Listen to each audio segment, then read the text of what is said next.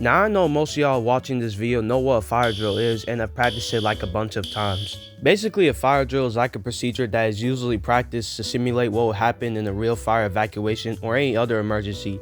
And there was actually a time where we had a real evacuation from school, and it was pretty crazy. So here's the story about my first real evacuation from school. So this story takes place a couple of years ago when I was in the 6th grade.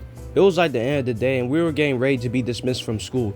A few moments later, the announcements come on and our principal was on the loudspeaker telling us that dismissal will be delayed until further notice. We didn't know what was going on until one of the administrators came into our class and told us that an apartment complex near our school caught on fire and the road to our school was blocked off so the firefighters could arrive to put out the fire. Cars and buses had to pull up at the elementary school just half a mile from our school. I called my dad to tell him what was going on. Thankfully, he was already getting ready to pick me up from school, but since dismissal was delayed, I told him to come to school once the situation de-escalates and we eventually get dismissed. I could tell that some of my classmates were afraid from what was going on, and I can't blame them. I mean, what if they lived close to that apartment complex and they just heard the news that it was on fire?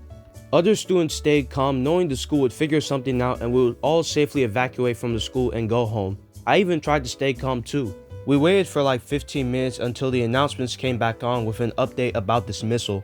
The principal started dismissing all the walkers, car riders, and bus riders from the school, and in a matter of time, everyone got out the school. All of us were directed to walk down the pathway that led to the elementary school down the street. Yo, how many times have I said school? I've said it like 10 times already. Anyways, we were walking down the pathway and I called my dad again. He was already driving to the elementary school, then he stopped at a red light. Since the intersection of the traffic light was right near the elementary school, and I was already near that intersection, he told me to meet him over there since the light was still red, which is exactly what I did.